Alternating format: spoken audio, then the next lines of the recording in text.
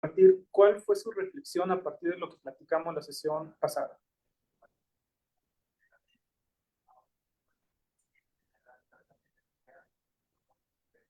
¿Aplicamos la de maestro de escuela y empiezo por lista a preguntar? O, no, ya hay manitas. Nancy, adelante, por favor.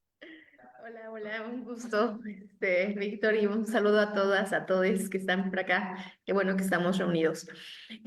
Bueno, a mí una de las cosas que más me llamó la atención de la sesión pasada fueron las 4 acciones sobre los derechos culturales, ¿no? Que revisamos sobre reconocer, elegir, acceder y ejercer, ¿no? Y en reconocer creo que me queda muy claro esta parte del reconocimiento de que la comunidad hace prácticas y que muchas veces no se reconocen, ¿no? Que está generando constantemente cuestiones artísticas o culturales y que a veces no se reconocen. Entonces aquí el primer paso es reconocer.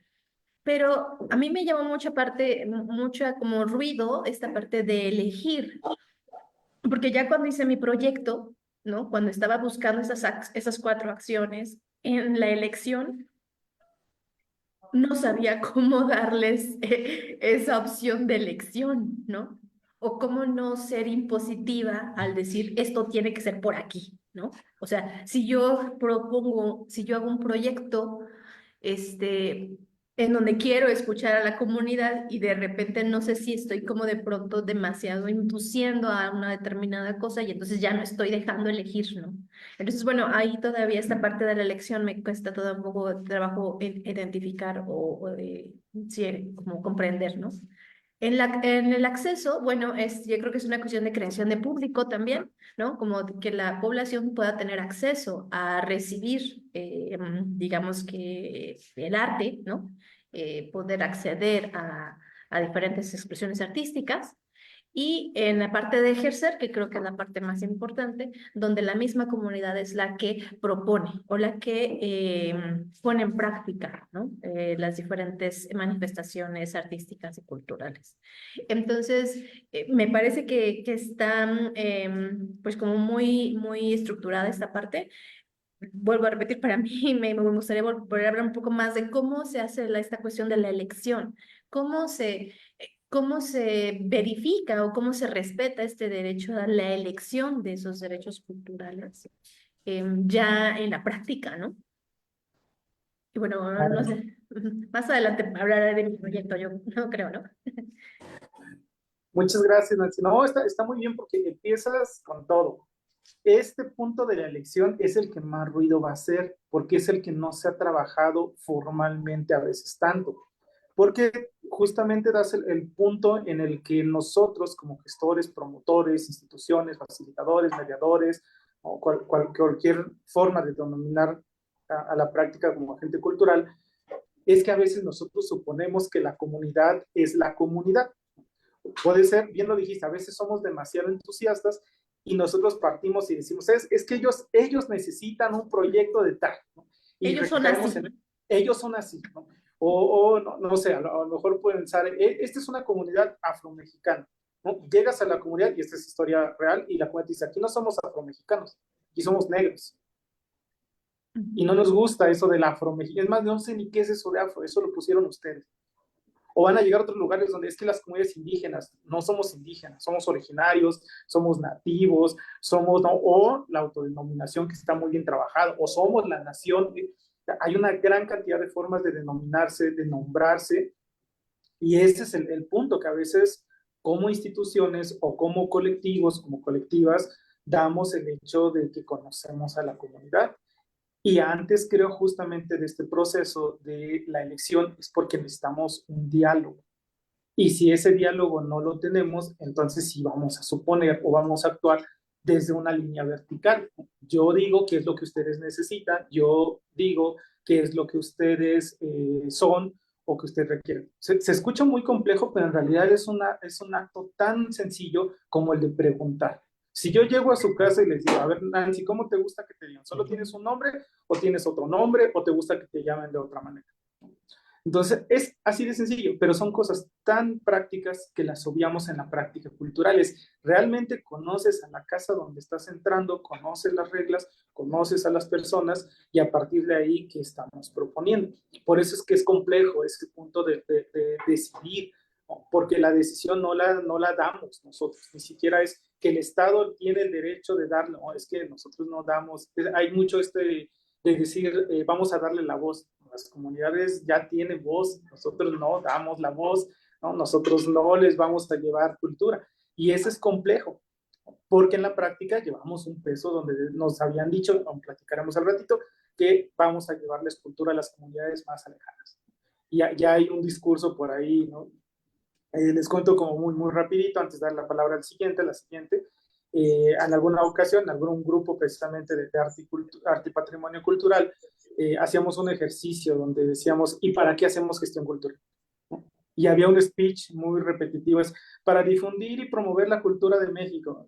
Sí, pero ¿seguros que estamos haciendo eso? O sea, realmente para eso estamos estudiando, para difundir y promover la cultura o el patrimonio cultural. Entonces creo que hay un speech que tenemos que empezar a echar un pasito para atrás para repensar si realmente eso es lo que están haciendo nuestros proyectos, nuestras prácticas y nuestras orientaciones, ¿no? Y si en ese ejercicio realmente estamos respetando la libre decisión de las comunidades a definirse o orientarse de una o de otra forma.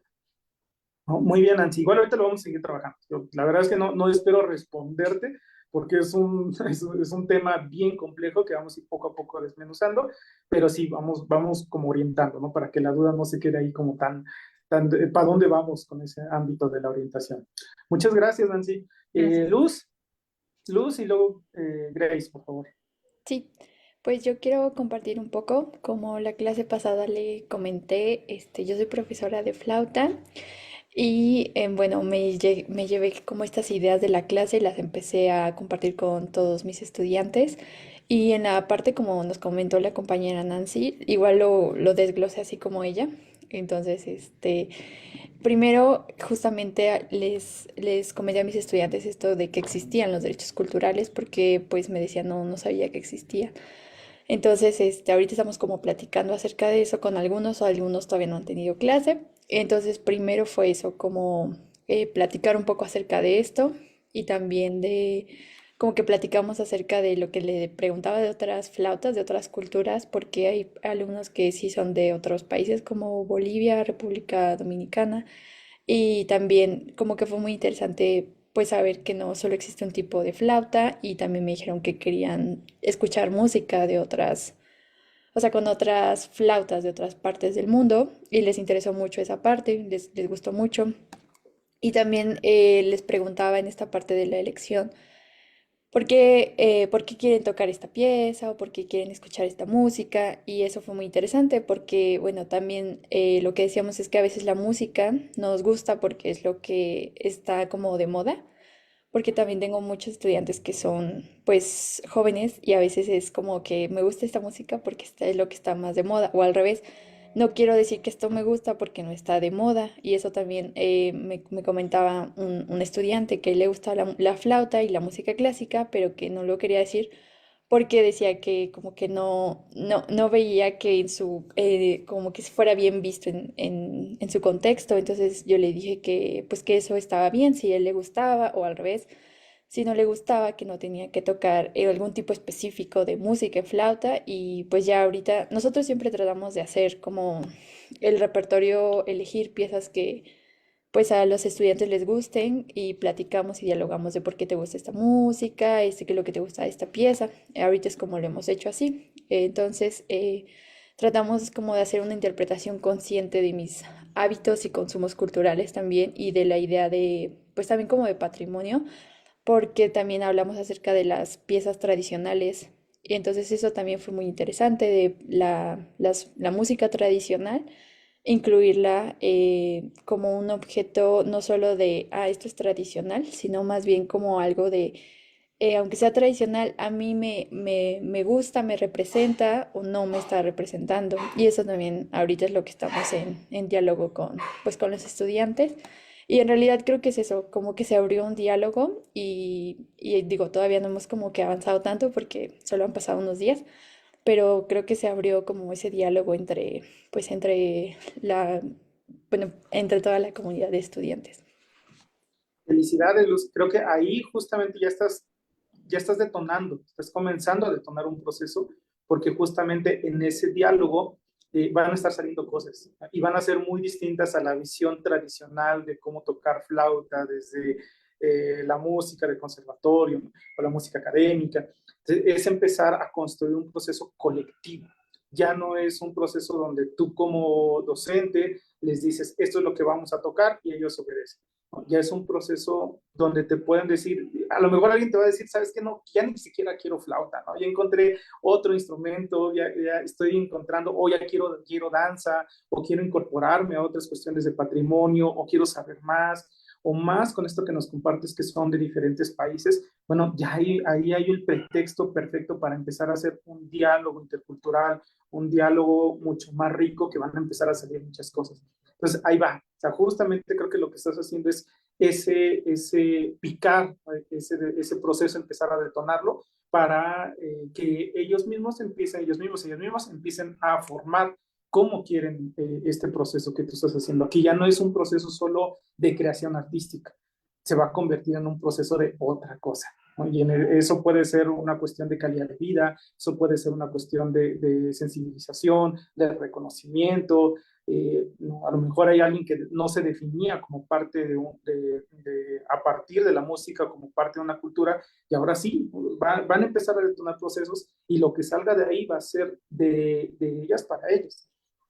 Entonces, ahí va. O sea, creo que ese es el punto en donde tenemos que empezar a hacer ese tipo de modificaciones, que es difícil, ¿no? No es nada sencillo, porque a lo mejor si tú lo llevas a una institución educativa formal, te van a decir, no, maestra, usted debe de seguir el lineamiento y aquí no dijimos que se iba a tocar danza, perdón, música tradicional de Bolivia. Aquí quedamos que vamos a tocar a los clásicos. Entonces ahí es donde empieza ese ejercicio de diálogo y de propuesta. Muchas felicidades, Luz. Gracias, gracias. Grace, ¿quieres compartirnos por acá tu experiencia con la tarea? Hola, sí, buenas tardes a todas y a todos. Bueno, como gestora cultural independiente es importante tomar varios aspectos a considerar para garantizar los derechos culturales en los diversos proyectos que como manera autogestiva yo personalmente busco desarrollar. Ahorita voy a tocar como un poco bueno, lo que me voy a referir ahorita es un poco de lo que se mencionó ayer, ¿no? Respecto a la parte burocrática de la cultura, ¿no? Entonces, bueno, lo voy a mencionar. El haber tenido ya una experiencia yo en el ámbito cultural de la Ciudad de México en la Secretaría de Cultura, pude observar las diferentes áreas de interés que se buscaron con los resultados de los programas desarrollados, además de sus pros y contras de la burocracia cultural. Lo que observé fue que son más importantes los números, o sea, lo cuantitativo, que los procesos culturales o lo que es el goce cultural como tal, ya que a mi punto de vista parecía que se buscaba, bueno, es una opinión personal, se me hizo que se busca homogeneizar la cultura o los procesos, ya sea o sea, con un sinfín de formatos a entregar, como lo comentaste ayer en la primera clase, que muchas veces tanto para los colectivos o los que hacen la cultura, tanto para los gestores que en su momento han trabajado en este tipo de programas, se han solicitado a entregar, ¿no? Eh, los programas o la cultura comunitaria en este momento, pues menciona que al entregar este tipo de formatos busca eh, que los procesos sean más fácil de tener un control respecto a los colectivos, ¿no? Que muchas veces ahora sí que aterrizarlos en un papel es más fácil tener el control de lo que se va realizando, ¿no? Pero eso no deja de ser engorroso y frustrante, ¿no? Para todas las partes que conllevan, ¿no? Todos los participantes en ese tipo de programas, ¿no? Ya que, pues sí, llega a ser unas carpetas gigantescas de papeleo, ¿no? Pero sin embargo, sí se han sabido sortear, o sea, finalmente sí se han logrado entregar los formatos, se han entregado tener un control de lo que va desarrollando cada colectivo y pues también de alguna manera es más fácil. em, Demostrar, ¿no? O sea, es todo este proceso en un papel en escrito, ¿no? Porque, bueno, ahí se comentaba que que muchas veces muchos proyectos, al no tener este tipo de control, no se sabe qué alcances tuvieron, ¿no? Por ejemplo, en público o qué tipo de actividades se desarrollaron. Y sí, efectivamente, a cuánta gente tuvo el alcance de tomar estos talleres, ¿no? Yo no digo que estos programas sean malos, sino al contrario, se van puliendo y mejorando conforme el desarrollo. Pero es importante que en este corto tiempo que llevamos, ahora sí que los 6 años de este sexenio pasado, se han visto estas instituciones con un interés en fomentar procesos artísticos y culturales, donde se están ejerciendo los derechos culturales para todas, ¿no? Incluyendo niñas, mujeres, adultos mayores, niños, adolescentes, hombres y comunidad LGBT, indígenas o discapacitados, ¿no? Donde estos derechos, eh, se ejerzan de manera igualitaria, ¿no? Para todos, ¿no? Me parece que están haciendo un esfuerzo considerable, ¿no? Por brindar este, todos estos ejercicios culturales, ¿no? Para toda la ciudadanía y obviamente también de fomentar la participación ciudadana, ¿no? Entonces, bueno, ese es mi punto de vista a este sentido. Y pues yo como gestora cultural, ahora que estoy trabajando en una independiente, este, estoy optando por el trabajo autogestivo, ¿no? En donde busco un diálogo y una colaboración con diferentes actores culturales para crear redes de intercambios, ¿no? O sea, de saberes, ¿no? Donde todos pues, podamos colaborar, ¿no? Y llegar a comunes de acuerdo en las áreas a abordar de trabajo. Y también saber escuchar. Es importante que como gestora cultural debemos aprender a escuchar, ¿no? Los intereses y los temas. Digamos, es importante escuchar entre todos para poder así elegir algún tema, actividad que sea en común y que sea interesante para todas y todos, ¿no? Porque justamente lo que comentaban hace rato es que no se trata de imponer, ¿no? Qué tipo de actividad se va a desarrollar, ¿no? Sino que sea de interés común para las comunidades y de ahí empezar a trabajarlos, ¿no? Porque así se va a fomentar la participación de las personas y justamente se van a poder desarrollar de una manera más eh, horizontal y más equitativa, ¿no? Y con la intervención de todos, ¿no? Que eso finalmente es lo que se busca, ¿no? Entonces, también es importante que las actividades pues, estén pensadas para que sean sostenibles, ¿no? Y que tengan una continuidad, ¿no? Porque a veces eh, no es solo dar un taller, no es solo dar una obra de teatro, ¿no? Y que quede ahí, ¿no? O generar públicos pasivos, ¿no? Que van y observan y después se van a sus casas. O sea, yo creo que es importante que las actividades sean, al fomentar un interés colectivo, todas las personas van a poder participar, ¿no? O sea, se van a involucrar en el desarrollo tal cual de la actividad, tanto de gestión, de cuestión administrativa, de cuestión de desarrollo, de quién va a dar los talleres, ¿no? O sea, y a mí se me hace que es muy factible esa parte, ¿no? O sea, donde todos se involucren, ¿no? Y de que la gente tome acción ante todas este tipo de actividades a desarrollar y no únicamente como un espectador, ¿no? Entonces, pues eso es más o menos lo que yo estoy buscando hacer con mis nuevos proyectos de manera autogestiva. Entonces, eso Muy es lo bien, que yo Grace. puedo decir. Colocas uno de los temas que creo que son de los más ásperos hablando de política cultural, que es esto de los indicadores de lo cuantitativo a lo cualitativo. Ese es un tema bien complejo. Hay muchas propuestas de ya no utilizar métodos cuantitativos, hay otras métodos, otras propuestas de vámonos a lo cuantitativo 100% o vamos a buscar algo mixto, porque justamente al establecer números que también tiene que ver con una cuestión, yo les he de confesar, a mí las metodologías cuantitativas son para mí un dolor de cabeza y mis respetos para quien las maneja, pero son muy, muy importantes. El tener los datos, el manejar datos es una cosa hermosa cuando uno lo sabe trabajar. El problema es cuando uno solamente pasa las respuestas o los programas a partir de los datos.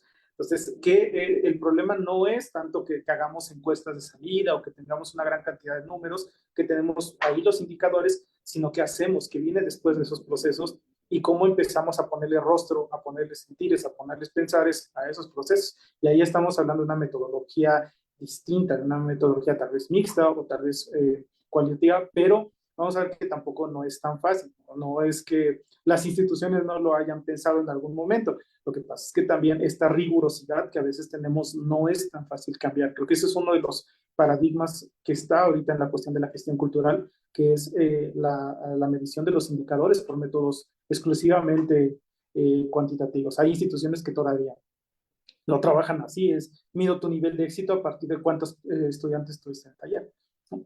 Generalmente no digo, pero yo siempre abro mi bocota y algo, por eso no me quieren invitar, pero vamos a hablar las cosas como son, pilares. Hay muchísimos compañeros, compañeras en pilares que han dicho, ¿no? A mí me dicen que si yo no traigo cierto número de personas, está en riesgo mi trabajo como taller, porque soy tallerista y entonces no tengo éxito, no está funcionando mi taller. Entonces yo no sé si mi taller tal vez tenga 2 o 3 personas, pero en esos estudiantes estoy detonando un proceso de cambio o esos estudiantes están haciendo una diferencia o van a hacer una diferencia a partir de su proceso individual o colectivo en la comunidad. Entonces, sí hay instituciones todavía, no estoy hablando que todos los pilares se manejan así, pero son instituciones, lo mismo vamos a encontrar en Ciudad de México, fuera de Ciudad de México, instituciones que todavía están midiendo los indicadores de éxito al 100% por el número de personas que tienes. O que un concierto no fue exitoso porque no llenaste la sala. Dices, no, espérate, no, es que hay que ver tipo de público, contexto, hay que ver muchas cosas. Hay cierto tipo de prácticas culturales que si llegan 10 personas es un éxito rotundo, ¿no? Por la temática, por el tipo, por el espacio, o porque nos interesa otro tipo de procesos más personales. Entonces sí, tocas uno de los puntos más complejos que hay que empezar a repensar y empezar a ver cómo empezamos a proponer a partir de eso. Muy bien, pues ya le estamos adelantando, vamos a dar la palabra, me da mucho gusto, Ana, Rosa, Dulce, que prendió sus camaritas, que nos podemos saludar, eso es bien bonito. Le damos la palabra a Ana y luego a José María y pasamos con la siguiente parte y ahorita les vuelvo a dar como otro espacio para la pregunta, para poder seguir conversando. Bueno, hola, buenas tardes. Les saludo desde Los Mochis, Sinaloa. Bueno, yo coincido mucho con lo que comentaba la compañera Grace de lo autogestivo. Yo trabajo en la Universidad Autónoma de Sinaloa, en un centro cultural, y tengo un colectivo artístico independiente también. Principalmente la actividad es teatral, pero es multidisciplinario y me siento más a gusto, obviamente, trabajando en el colectivo de manera pues autogestiva y colaborativa, ¿no? Porque la universidad a veces también te coarta muchas cosas por sus ideologías políticas, como mencionaba, sus indicadores de que con tantos alumnos, indicadores que a veces no nos apoyan tampoco en muchas cosas, ¿no? O sea, que en lugar de revisar el proceso, se van más a los números también a veces, no en todas las universidades, pero la mayoría del tiempo es a lo estadístico. Y yo quería mencionar, no sé si coincidan conmigo algunos, que muchas veces la gestión cultural es vista como conseguir colaboraciones gratis, ¿no? Entonces, eso también creo que nos atrasa bastante. Y pues solamente eso para pues dejarle espacio a los demás de que también nos compartan sus proyectos y saludarles. Gracias, Ana. Saludos. ¿Está bueno el calorcito por allá? 45 grados a la sombra. Ay, Dios, eso es hacer gestión. Hacer gestión a 45 grados es otra cosa. Es que es un contexto muy diferente al de ustedes. Ustedes están en un clima perfecto y aquí pues no se puede hacer mucho tampoco, la verdad. En un espacio al aire libre es complicado. 8 meses al año tenemos este clima, entonces también eso complica a veces la gestión. Claro. Y eso es bien interesante porque a veces pensamos que los contextos son lo mismo, ¿no? Y queremos que con las condiciones climáticas, pensando también los compañeros que están en la costa, que no es tan fácil hacer lo que ahorita está pasando por un huracán, los acervos, las actividades, no es tan fácil a veces medir con una línea de política de unas circunstancias desde el centro y sin pensar en otros contextos y en otros territorios. Muchas gracias, Ana. Ahorita igual retomamos por ahí el diálogo. José María. Cuéntanos. Sí, buenas tardes. A ver, ya aprendí. Listo, ya te vemos. Bueno, pues en cuestión de la propuesta de la clase pasada, yo lo veo más sobre los temas de discriminación hacia las comunidades, indígenas o originarias, porque se conoce por los dos nombres. Una experiencia que tuve muy fuerte fue cuando estuve cursando las materias de temas selectos en la UASM. Este, Yo soy estudiante de ciencias sociales, y bueno, como parte de ese proyecto fue analizar cómo es el estilo de vida de la comunidad triqui de la colonia Merced. Pero nos enfrentamos a muchas adversidades porque no era muy fácil entrar a la comunidad, ¿no? Porque para ellos eras un extraño, eras un intruso, eras un invasor, que solamente venías a sacar información, ¿no? Y de hecho es la mala fama que tienen algunas comunidades hacia nosotros como estudiantes o docentes, etcétera. Y solamente van a estos lugares a sacar información, a ver qué pueden exprimir, ¿no? Entonces, yo lo vería más como, bueno, desde mi punto de vista, como saber llegar primero a estas comunidades, vivir incluso, bueno, en la medida de lo posible, ¿verdad? Vivir con ellos, entenderlos y en base a ello poder desarrollar diferentes temas como su modo de vivir, de vestir, los diferentes eventos que se realizan, etcétera, ¿no? Entonces, esa sería una propuesta que yo pondría. Muy Y bien, José María, muchas gracias. Es interesante porque también nos tocas un tema del extractivismo, sobre todo el extractivismo epistémico, que eso es también parte de verdad, pensaremos, ¿no? Las comunidades triquis de la Merced necesitan de nosotros, necesitan que uno vaya a documentar su forma de vida.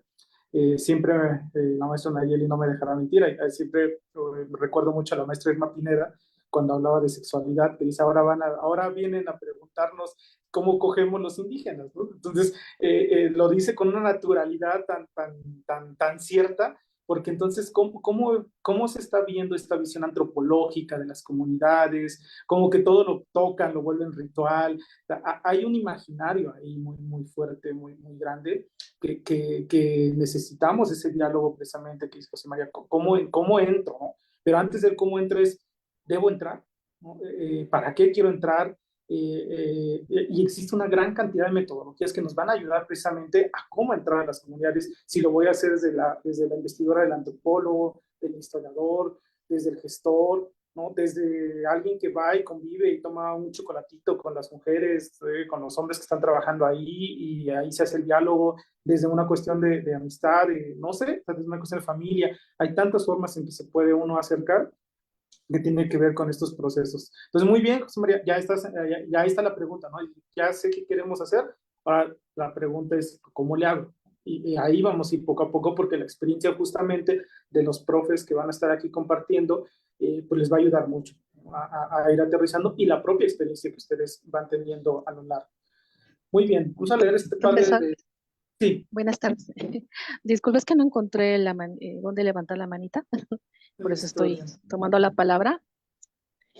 Buenas tardes, mi nombre es Diana y me acabo de titular hace poco como licenciada en Arte y Patrimonio Cultural y soy una incipiente gestora y el ejercicio lo hice primero lo hice en primera persona, pensando en yo como mujer con discapacidad, cómo podría acercarme al patrimonio.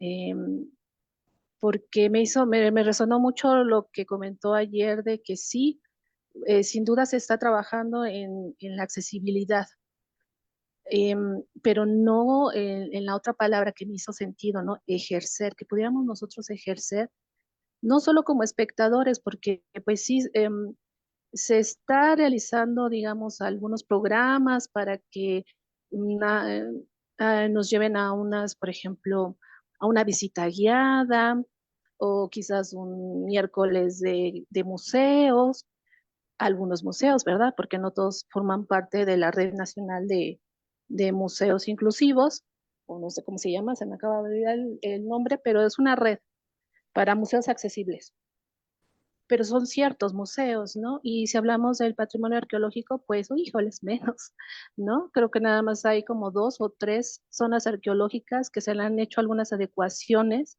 de accesibilidad. pero finalmente uno queda como espectador.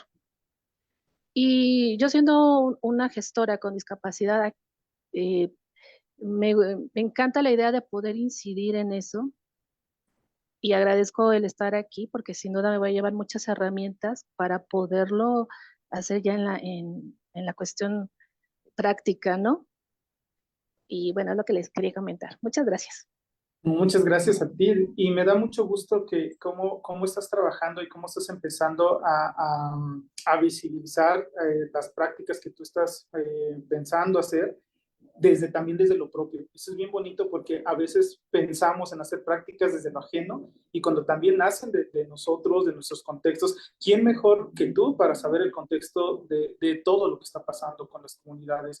Entonces, creo que eso es bien valioso, el reconocimiento también del trabajo desde dónde viene la propia acción cultural, ¿no? Entonces, ahorita vamos a seguir platicando. Déjenme leerles los comentarios por acá, porque hay unos bien interesantes. Dice por acá Nancy, también habrá que separar el taller y la calidad artística con la parte de mercadotecnia y difusión, que no puede caer en una misma persona, y generalmente sucede que el artista, el tallerista, acaba repartiendo volantes y tratando de que entre la gente al evento. Exacto, no pasan estas cosas. Yo soy antitalleres, decirles pues, que de repente todos queremos hacer taller y habrá que pensar si el taller es la mejor opción en algunas actividades, no, para todo, vamos a hacer un taller de, no sé, de algo. Entonces creo que tiene que ver con estos procesos también. Ricardo, con mucho cuidado, para que ya te respondieron, pero sí, con mucho cuidado ahorita en el camino. Dice por acá Gerardo, respecto a las mediciones cuantitativas del éxito de un programa cultural, a veces parece que importa más la cantidad que la calidad. Hay mucha presión por generar números, pero se deja de lado que muchas veces un programa necesita de todo un proceso. Así es. Y esto de los datos, ahorita lo vamos a platicar en política. Yo espero que justamente con la plática que tengamos ahorita, con esta parte expositiva, pues podamos entender por qué, ¿no? Por qué tanta presión por los datos. Dice Georgina, profe, buen día, comparto mi comentario por este medio. Como habitante de la Ciudad de México, he tenido la oportunidad de participar en diversos recorridos culturales de forma académica y personal. Me han permitido explorar las múltiples capas de identidad que conforman esta ciudad. Estos recorridos no solo invitan a conocer la historia y el arte de la ciudad, sino que también representan un ejercicio fundamental de los derechos culturales. Al acceder a museos, monumentos y espacios emblemáticos, puedo apreciar y comprender mejor mi entorno cultural, lo que refuerza mi derecho a participar efectivamente en la vida cultural de mi ciudad. Muchas gracias, Lina. Bien, pues vamos a darle continuidad, voy a compartir pantalla. Ahorita pues ya no las voy a poder ver, pero si quieren intervenir o algo, levantan la mano, prende el micrófono y luego intervienen, ¿no? Me dicen su nombre y dicen, ¿sabes qué, Víctor? Yo quiero participar o quiero decir algo. Entonces voy a compartir la pantalla. Porque luego esto de compartir la pantalla se me dificulta, pero ahí voy a ver. Listo. 3, 2, 1.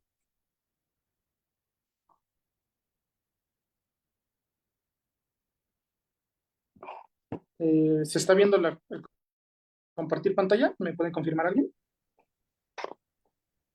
Dice, Sí, listo, gracias. Empezar esto por acá. Listo, muchas gracias. Bueno, pues el tema es legislación y políticas culturales y todas las intervenciones que hicieron pues nos van a ayudar a entender, a darle marco a este tema y a este sentido, porque están muy relacionadas. Justamente el ejercicio de pensar la transversalidad de los derechos culturales en sus proyectos y en sus contextos tiene que ver con cómo comprender este mundo de la legislación y las políticas culturales nacionales, que son dos grandes temas, pero que vamos a poder pues tener un camino y una guía. La primera parte, ya habíamos platicado acerca de la legislación cultural y tenemos un artículo 4º constitucional. Vamos a volver a leer, pero ahora haciéndole énfasis en algunas partes que estoy aquí poniéndole negritas para que podamos dialogarlas. Dice, toda persona tiene derecho al acceso a la cultura. Ya identificamos uno de los elementos que revisamos de los derechos culturales. Disfrute de los bienes y servicios que presta el Estado. Esos van de la mano. En la materia, así como el ejercer sus derechos culturales. Entonces ya encontramos el acceso y el ejercicio y el disfrute de los bienes y servicios que presta el Estado en materia de cultura. Dice, el Estado promoviendo los medios para la difusión y desarrollo de la cultura, atendiendo a la diversidad cultural en todas sus manifestaciones y expresiones, con pleno respeto a la libertad creativa.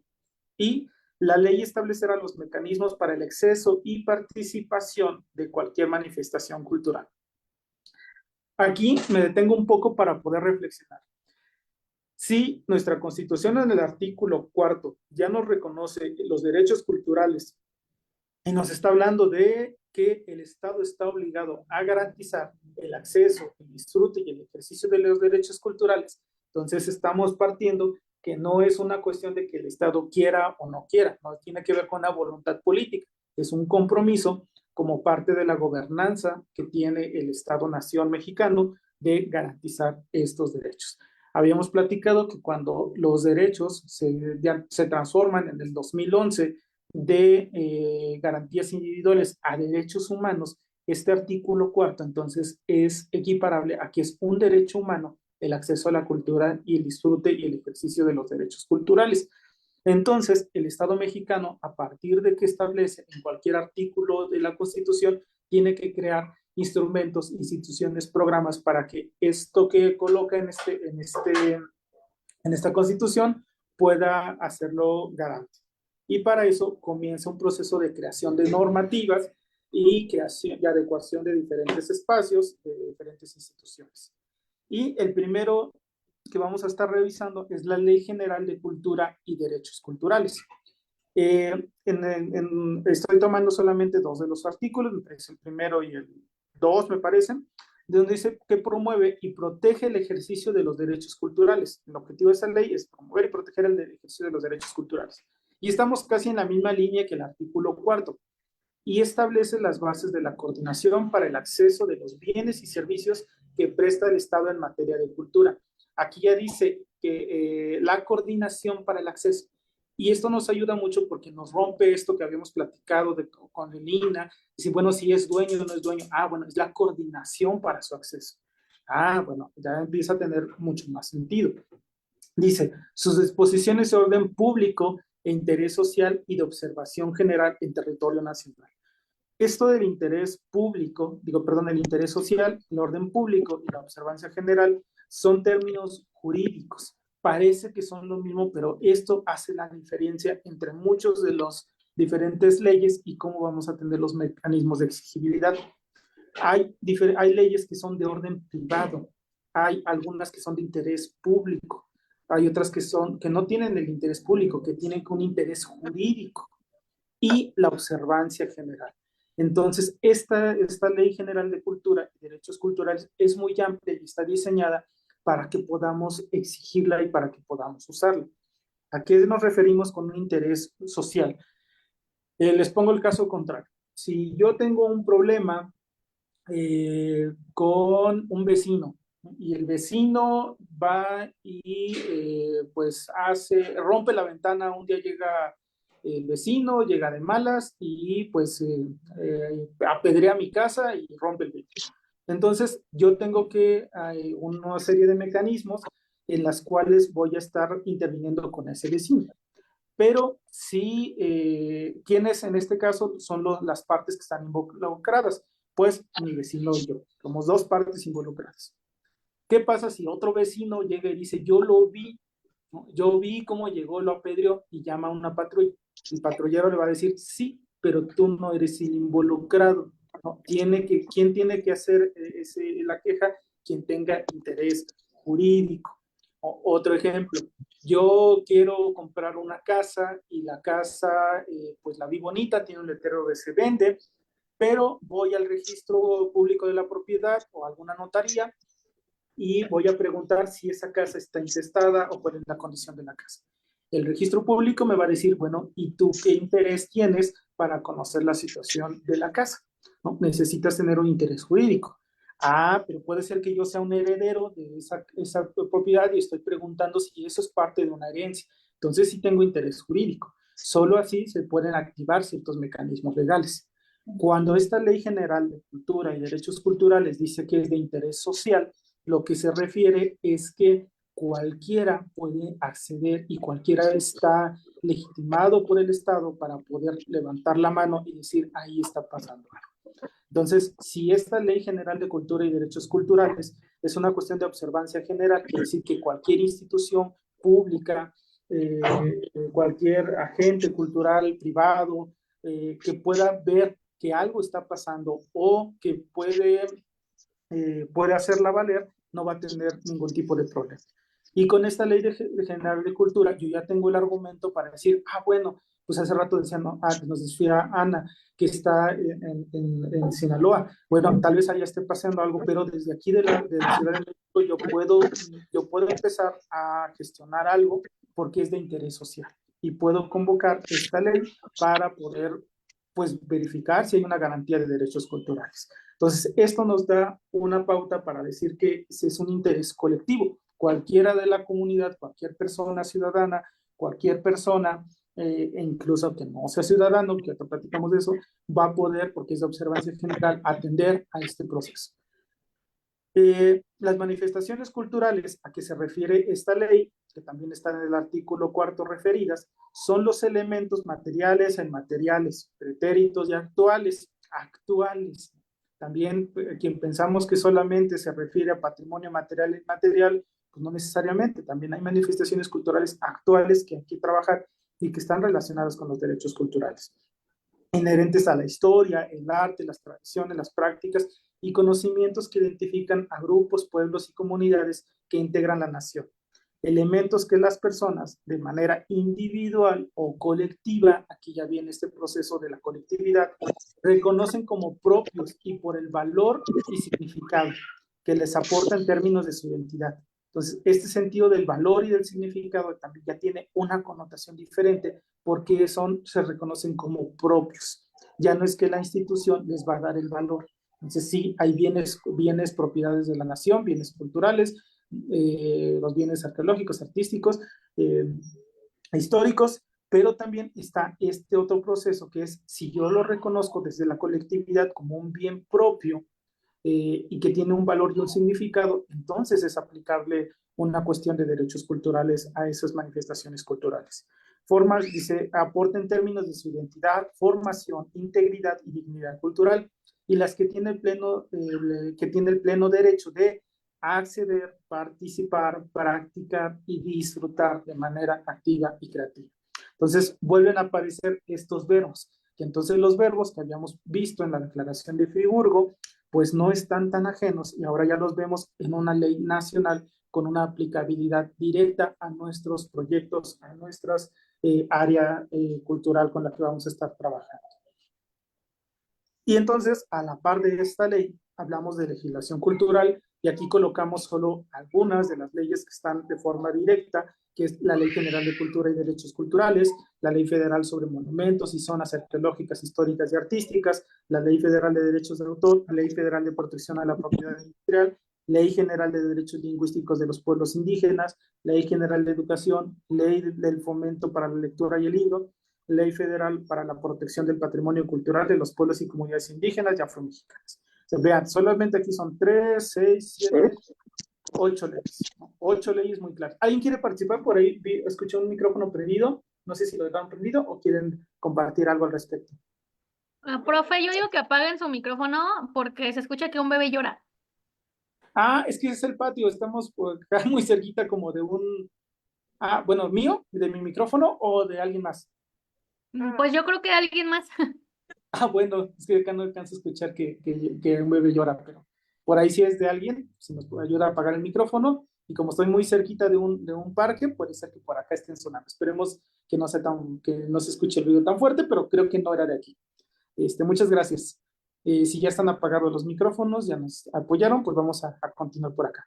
Entonces, vean, tenemos ahorita solamente estas, dijimos 6, 7, 8 leyes que están aquí presentes, que necesitamos revisar. A veces como gestores promotores no le damos una revisión a la ley, porque son estas leyes más los reglamentos que tienen. Algunas leyes tienen el reglamento y otras no, otras están en proceso de creación de su reglamento. La ley nos dice qué tiene que pasar y el reglamento nos va a decir cómo tiene que pasar. Una de las leyes que tienen reglamento es la Ley Federal sobre Monumentos y Zonas Arqueológicas, Históricas y Artísticas. Vamos a decirlo así, la ley nos da la parte teórica, nos dice lo que debe de ser, de hecho decimos el deber ser, y el reglamento nos dice cómo poder llegar a cumplir con ese deber ser. Y nos va a dar una serie de lineamientos, nos va a dar una serie de caminos, de procedimientos para poder garantizar lo que la ley en sí nos está hablando. Por eso es muy importante que no solamente nos centremos a leer la ley, tenemos que buscar su reglamento. Todas las leyes están en internet, todas las van a encontrar solamente googleándole y ahí van a aparecer sin ningún problema. Y la idea es que cuando nosotros veamos esta gran cantidad de legislación cultural, es que sí tenemos que contemplarla y no andar por la vida haciendo proyectos sin haber revisado la ley de la materia de las que nos es competente.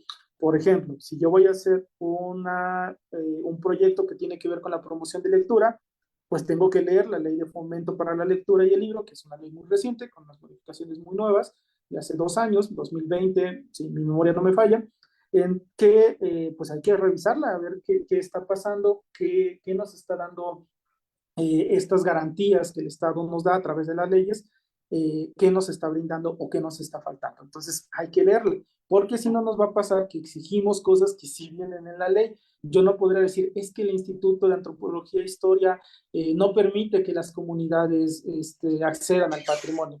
No, sí lo permite, pero hay una forma, y esa forma está en los reglamentos, ¿no? Algo que pasaba mucho en el INA, que es que yo encontré algo en mi casa, estaba haciendo los cimientos de mi casa y acabo de encontrar piezas arqueológicas. No le voy a decir a Lina porque entonces me va a quitar mi casa y me va a quitar todo y voy a ir a la cárcel, ¿no? Y había una serie de estereotipos y de pensamientos a partir de esto. Pero cuando revisamos la ley nos dice, no, hay concesiones, hay figuras, hay formas en que los particulares pueden tener ciertos bienes, pero no es esta, pues ninguna forma la ley va a decir que si encuentras una pieza arqueológica en tu casa, te van a quitar tu casa ¿no? Y no tienes que ocultar y no tiene que pasar nada. Entonces, se han dado situaciones así, leyes en las que pues existe un proceso y un imaginario a partir de que no hay también un proceso de compartir, de analizar, de socializar, pues toda la información que está en la normatividad. Entonces, estas leyes solamente son como algunos ejemplos. La Ley Federal de Derechos de Autor es una ley que atraviesa casi todos los procesos de creación, los procesos culturales, desde la cuestión del reconocimiento propio, y aquí en materia de derechos de autor me detengo solamente para hacer un paréntesis, en decirles que es una de las leyes que hay ¿no? que necesita una reforma en materia de la colectividad. Entonces, para la ley de derechos de autor y también para la ley de propiedad industrial, no existe la colectividad. Eso del colectivo no existe, pero sí las cuestiones individuales. Existen las personalidades jurídicas, pero una personalidad jurídica, una empresa, una asociación civil, sigue contando como uno, porque tiene una personalidad jurídica. Entonces, cuando hablamos de los derechos colectivos, de derechos de autor, pues tenemos ahí mucho que trabajar, porque la ley todavía no la ha reconocido. Ya hay un camino, ya hay una iniciativa en el último año, parece que hay ya unos acercamientos, pero todavía no llega a ser un reconocimiento palpable de la colectividad en derechos de autor. Y lo mismo pasa en propiedad industrial. Entonces, si hablamos de un mural que se hizo de forma colectiva, ¿quién es el autor? Ahí empezamos ya a tener que sentarnos en la ley para ver cómo la vamos a utilizar para poder garantizar el derecho cultural y el derecho laboral de los artistas, de los creadores, por ejemplo. Y ahí es todo un tema, ¿no?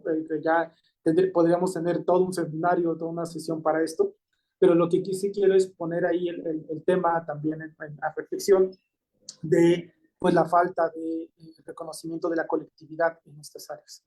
En cuanto a la Ley General de Derechos Lingüísticos, pues es una ley bastante interesante, justamente tratando los temas, porque también la cuestión de las lenguas, pues no es una cuestión de voluntad política, es una cuestión que el Estado está obligado a reconocer la diversidad lingüística que existe en México, pensando esta Ley General de Derechos Lingüísticos, pues reconoce a las 68 voces con sus 368 variantes lingüísticas y las que sigan reconociéndose. Siempre hay un proceso ahí bastante interesante, pero también por ahí la lengua de señas mexicana, por ejemplo, no tiene un reconocimiento como lengua nacional.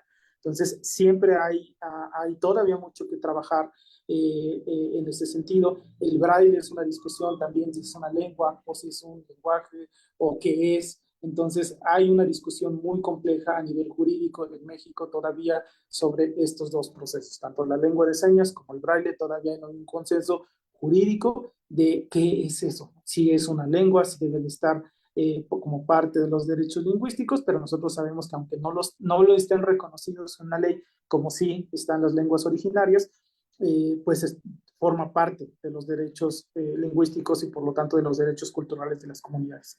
La Ley General de Educación también es importante que la leamos, sobre todo quienes están haciendo promoción cultural o gestión cultural desde la escuela, desde procesos de educación formal, educación no formal, ¿no? Hace rato hablábamos de talleres, no sé, hay que revisar la Ley General de Educación para ver qué dice, qué es un taller. A lo mejor yo estoy diciendo que es un taller y no lo es, ¿no? O me estoy inventando un curso de algo y realmente tampoco no es un curso, por cuestión de horas, por metodologías, la forma en que se está trabajando la inclusión en la educación tiene mucho que ver, y la educación no es algo que solamente esté en la escuela, está en los procesos, está en los museos. Por eso tenemos muchas áreas de promoción, de capacitación, de formación en diferentes instituciones culturales, porque es una ley que va a atravesar diferentes instituciones directas en materia de cultura. La ley de fomento para la lectura y el libro, hoy estamos en fechas de la Feria del Libro en el Zócalo, o estaba por iniciar, no recuerdo muy bien la fecha, pero pues es parte, ¿no? Es una justificación. ¿Por qué tenemos una feria del libro? Porque tenemos una ley para el fomento del libro, y esa feria del libro es una acción o es un programa que derivan a su vez de esta ley, y que esta ley a su vez reconoce este derecho porque está en el cuarto constitucional y porque puede estar también en algún otro artículo de la Constitución, y a su vez está en un tratado internacional. Entonces, no son acciones o no son orientaciones que surgen a partir de una ocurrencia. Tiene que haber un marco de referencia, un marco jurídico o un marco institucional para poder, pues, argumentar cada una de las acciones que se hacen. Y la Ley Federal para la Protección del Patrimonio Cultural de los Pueblos y Comunidades Indígenas y Afromexicanas también es una ley muy reciente que quien se dedica a la cuestión con los pueblos, y en general con cuestión de patrimonio cultural, hay que darle una revisadita, porque una de las partes más interesantes de esta ley es el reconocimiento de la comunidad como parte actora. Y entonces ya no es, ya no es un público, ya no es apoyarlos a las comunidades, sino es detonar mecanismos de participación y de exigibilidad a partir del patrimonio cultural. Entonces, hacer un proyecto que hable de, hace rato nos comentaba, me parece que José María, acerca de la comunidad Triqui. Bueno, pues ya no podemos hacer un proyecto de la comunidad Triqui sin la comunidad Triqui, a partir de este mecanismo, de esta ley que hace un ejercicio de protección a estas expresiones culturales. Y de ahí vámonos a esto de los ámbitos. Es una pequeña, un pequeño paréntesis de cultura jurídica en general, que tenemos estos tres ámbitos: lo federal, lo estatal y lo local. En lo local podemos pensar en municipios, podemos pensar también en delegaciones y en cualquier forma de organización en que el Estado esté en los territorios en los que ustedes se encuentran. Lo estatal, pues ahí está muy bien demarcado en nuestros estados, y federal, que son los ámbitos de aplicación para todo el Estado. Por eso algunas leyes van a decir ley federal, bueno, pues se aplica para todo el Estado. Pero si decimos que es una ley estatal, bueno, pues solamente va a ser para el territorio. Si decimos que es la ley de cultura para el Estado de Hidalgo, para el Estado de Jalisco, para la Ciudad de México, sabemos que solo aplican para ese territorio. Entonces, quiere decir que esta tarea de revisar el marco jurídico, pues es una tarea que se hace 3 veces, porque necesitamos revisar, si voy a hacer un proyecto de promoción de lectura, tengo que revisar a nivel federal qué leyes existen, qué marcos normativos podemos tener, y luego tenemos que hacerlo a nivel estatal, y luego tenemos que hacerlo a nivel local. Y desde ahí podemos empezar a hacer una pequeña escalera para poder solicitar marcos de exigibilidad si es que es necesario. Entonces, esto es bien importante porque a veces nos quedamos en lo federal. Un problema que tiene la Ciudad de México, y lo digo entre comillas problema, porque es que tiene una gran cantidad de leyes, reglamentos, normatividad, y que es un mar de información que ustedes tienen que trabajar. pero que hace un contraste con otros territorios donde no vamos a encontrar leyes de cultura. Todavía esto del proceso de la creación de leyes de cultura en cada estado, pues es algo que se sigue trabajando. Tenemos una federal, pero también hay leyes de cultura estatales. En el Estado de México no hay, hasta el día de hoy, no hay una ley de cultura del Estado de México, por ejemplo.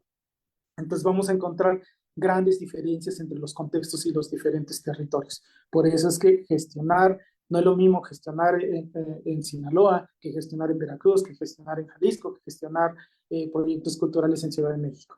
Y eso es algo bien interesante porque tenemos que tenerlo muy en cuenta, que cuando salimos del territorio o cuando hacemos un proyecto cultural en un espacio diferente, hay que volver a hacer este ejercicio y no dar por hecho que existen mecanismos de exigibilidad en equidad de condiciones para todos los territorios. Y luego nos vamos a otros ámbitos. ¿Qué otros ámbitos? Bueno, no necesariamente las leyes de cultura son las únicas que tenemos que revisar.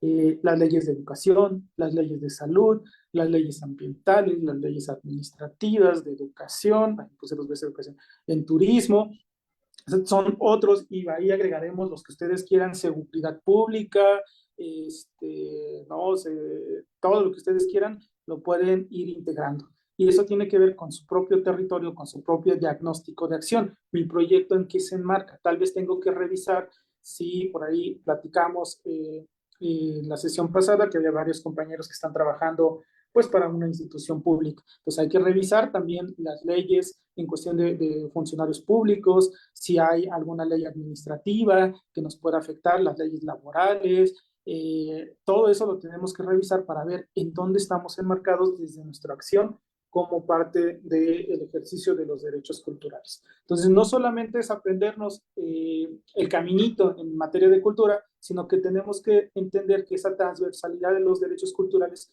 va a atravesar a todo. Como solamente lo estamos trabajando pensando desde el ámbito nacional, pues solamente los enunciamos, pero una buena guía es que ustedes puedan revisar pues, la Agenda 2030, que vean los objetivos de desarrollo sostenible y que a partir de esos puntos también pueden darse una idea de qué otros ámbitos pueden estar interviniendo de forma directa o indirecta en sus proyectos culturales o en sus prácticas culturales. Pensamos, ¿no? Los compañeros que están aquí de Lina, que a lo mejor tienen que revisar leyes de construcción, porque a lo mejor vamos a hacer una restauración o vamos a hacer una intervención, pero necesitamos ver los usos de suelos, necesitamos ver si es una área natural protegida, necesitamos revisar estudios de población y hay que entrarle también a ese tipo de normatividades para que evitemos que caigamos en algún tipo de irregularidad por solamente confiarnos en que jurídicamente desde el área de cultura se puede, pero también tenemos que revisar estos otros ámbitos.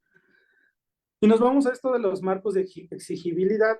Y sobre los marcos de exigibilidad tenemos ahí cuatro acciones muy, muy concretas que me gustaría, que es un poco también introductorio, pero que es importante, que podamos diferenciar. No es lo mismo una denuncia, una queja, o que una demanda, por acá tenemos la otra, que una sanción administrativa. Entonces, denuncia, vámonos primero. A veces utilizamos estos términos de forma muy indiscriminada, pero en realidad tiene que ver con cuestiones mucho más profundas y sobre todo cuestiones de acción. ¿Cuándo aplica una denuncia? Porque para hablar de los derechos culturales, decimos, bueno, está fallando el Estado en cuestión de materia de derechos culturales, o está fallando una institución, o estamos fallando como comunidad. ¿Qué acciones tengo que detonar? ¿Cuál es mi marco de exigibilidad? Bueno, pues tenemos estas 4 acciones. Denuncias se dan en materia de penal y tiene que haber una intervención del Estado sí o sí. No hay forma de que tengamos una denuncia en la cual el Estado no esté interviniendo. Generalmente las denuncias se hacen en materia penal, se hacen con delitos específicamente, y ahí habrá que revisar las diferentes leyes penales, estatales, estatales y federales, para ver dónde están los delitos. Hay delitos ambientales. ¿Cuál será un delito que, por ejemplo, en cultura puede llegar a ser muy visible para identificar? Pues un robo a una iglesia que está declarada como bien de la nación, bien cultural de la nación, y puede ser un bien artístico, puede ser un retablo, puede ser una imagen, una escultura, o voy al museo y hago un proceso de robo, entonces ahí tengo una denuncia directamente. Ahí lo tenemos muy, muy claro, puede haber daños, ahí tendríamos que revisar cada una de las leyes. Hay delitos ambientales, pero también hay delitos en cuestión de patrimonio cultural. Si yo me llevo del país un bien que es declarado como patrimonio cultural de la nación y lo saco del país de forma ilegal, pues también puedo caer, depende de la forma en que lo haya hecho, pero puedo caer en una cuestión de materia penal. Entonces, aquí siempre está el Estado interviniendo, siempre está presente. Y tenemos otra que es las quejas. Las quejas se dan en materia de derechos humanos y ahí sí, hace rato dicen, a mí me interesa el tema de la discriminación. Cuando en materia de derechos culturales hay un ejercicio de discriminación por particulares, pero sobre todo por alguna institución pública, entonces podemos hablar que está la Comisión Nacional de Derechos Humanos y que ahí podemos elaborar una queja por violación a mis derechos culturales. Por eso platicamos ayer, como instituciones hay que tener cuidado, porque si yo le digo que no puede venir ese proyecto a hacerlo en este museo o en este recinto, pero no le doy una explicación, puede que estoy haciendo acciones discriminatorias y entonces voy a hacer mi institución va a ser susceptible de una queja. Las quejas no tienen una característica punitiva, no les van a decir, pues le voy a poner 10 años de cárcel al Instituto Nacional de Antropología e Historia. No funciona de esa manera, porque el resultado de la queja es recomendaciones. Y voy a darle una recomendación a la institución para que modifique sus protocolos y pueda tener prácticas incluyentes. Y aquí es donde se pone interesante, porque como es una cuestión de derechos humanos, pues ya vimos que el artículo 4 con el derecho a la cultura es parte de los derechos humanos, entonces sí puedo tener este mecanismo de una queja e incluso un mecanismo de amparo por una violación a derechos humanos. Por eso es que ya no es, hay que tener mucho cuidado porque las instituciones puede ser que una respuesta mal fundada o motivada puede detonarles una queja en algún ámbito. Y viene la otra, demandas. Las demandas se dan entre los particulares. Ahí sí, si yo le presté 10 pesos a Juan y Juan no me los devolvió, pues lo voy a demandar por ese préstamo. Aquí sí, puede que la institución pueda participar, pero como particular. Y aquí hay que tener mucho cuidado porque a veces se confunde la cuestión de los derechos culturales con otro tipo de derechos, con derechos civiles, mercantiles o derechos de seguridad social o derechos sobre todo laborales. Si la institución no me pagó en tiempo y forma, ¿no? Que ni le gusta y ni se le da a las instituciones pagarte 6 meses después porque dicen que así es la práctica y así se hace en algunas instituciones, pues entonces, ¿qué va a pasar? Yo puedo hacer una demanda a la institución por el pago de mis procesos de mi ejercicio profesional, por ejemplo. Entonces, ahí sí puede haber una demanda y el Estado, pues en este caso, va a ser parte, va a tener una investidura como si fuera un particular y vamos a tener que utilizar otro tipo de seguimiento, ya de un orden civil, de un orden mercantil o, insisto, un orden laboral principalmente. Pero hay que tener mucho cuidado porque no todo es un pago, una falta de un pago o un pago retardado, no es una violación a derechos culturales, es una violación a tus derechos laborales, mercantiles. Hay una falla, por supuesto, pero no es una cuestión de cultura.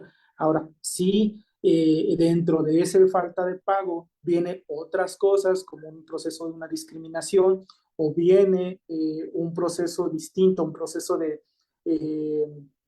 sí, a lo mejor de no cumplir con ciertos acuerdos que hicieron que esa práctica cultural no lograra los objetivos, puede ser que entonces ahí sí lo hacemos. Hace poco se platicaba, les cuento muy, muy rápido un caso, pasó 15 de septiembre, se hace un video mapping en un territorio y pues se hace un pago para hacer el video mapping, todo muy bien, prácticas y todo, pero el ayuntamiento incumple con la planta de luz que era solicitada para ese video mapping, ¿no? Y la propuesta es conéctate de los cables. Respuesta es conéctate de los cables, al fin que todos los puestos de la feria están aquí y de ahí nos conectamos y no pasa nada, ¿no? Entonces, ¿qué es lo que pasa? Pues que no se hace el video mapping el mero 15 de septiembre, fallas técnicas por la cuestión de la luz y hasta hubo pues problemas pues eléctricos, descargas eléctricas para técnicos. Ahí hay una serie de inconsistencias que pueden ser susceptibles tanto a demandas como a denuncias y, claro, quejas ante derechos, a la violación de derechos culturales con un simple comentario. Una de las respuestas fue, pues es que nada más era un proyectito que ibas a hacer. Ese proceso de disminución del trabajo cultural sí tiene que ver con un proceso de discriminación y un proceso de exigibilidad a los derechos culturales, porque no es un proyectito, no son unas imágenes, no es un PowerPoint que se pega y se proyecta, hay todo un trabajo creativo, hay todo un trabajo técnico de por medio. Entonces, puede ser que una acción cultural, que una acción pueda llevar a diferentes mecanismos de exigibilidad y que eso les va a implicar a ustedes pues empaparse de la normatividad, hacer grupos, hacer colectividad, pedir asesoría a abogados especialistas para poder pues salir de algunas situaciones que por desgracia pues el Estado sí nos pone a partir del desconocimiento muchas veces, que es una obligación de ellos garantizar el derecho a la cultura y al ejercicio propio de la cultura. Y hablamos de las sanciones administrativas también, que son los procesos internos institucionales. Y dentro de estos procesos administrativos vamos a estar pensando en que, pues sobre todo son procesos internos dentro de las instituciones. Si ustedes trabajan para alguna, pues sí les van a hacer algún tipo de notificación, algún tipo de aviso, algún tipo de sanción documental, que normalmente a las 2, 3 sanciones, depende de los reglamentos internos de cada institución, puede llevar a otro tipo de sanciones mucho más fuertes. Entonces también aquí hay que tener mucho cuidado en cómo respondemos, en qué tiempo respondemos, cómo argumentamos, cómo justificamos las diferentes acciones o respuestas que vamos haciendo.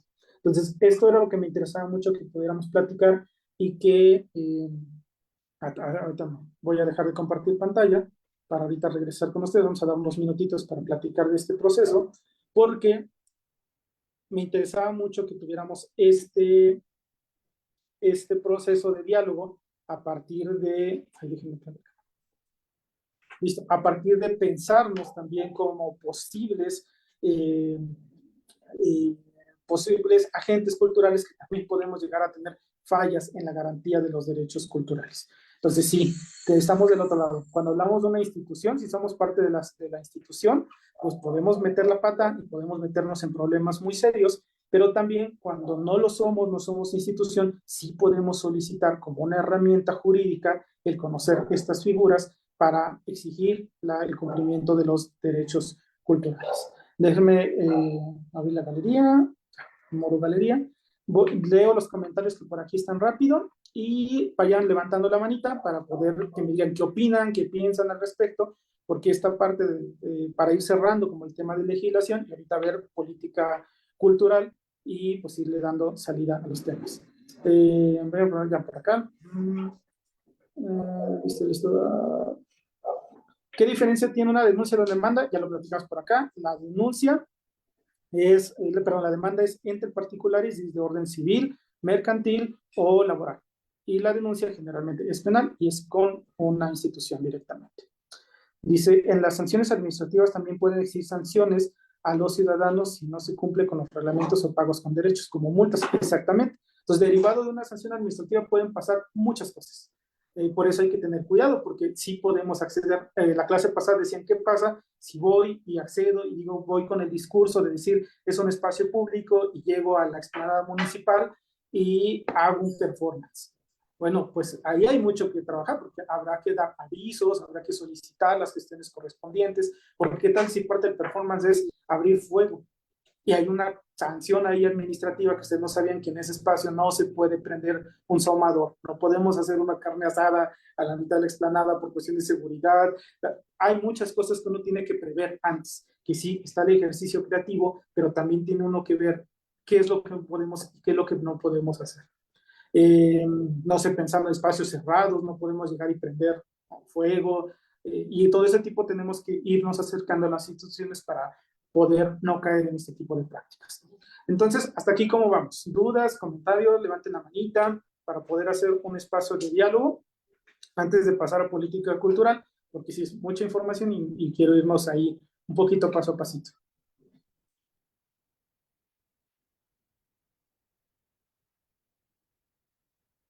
¿No? Manitas arriba, ¿no? Todo claro como el agua. Me preocupa porque a mí no me queda nada claro y eso que yo estudié 8 años de derecho porque no aprendí Entonces, me preocupa. Am, Dice, en lo personal he experimentado que no se respetan los derechos de autor en los casos de proyectos culturales. Mandé mi encuesta a la alcaldía de Tlalpan en la administración pasada.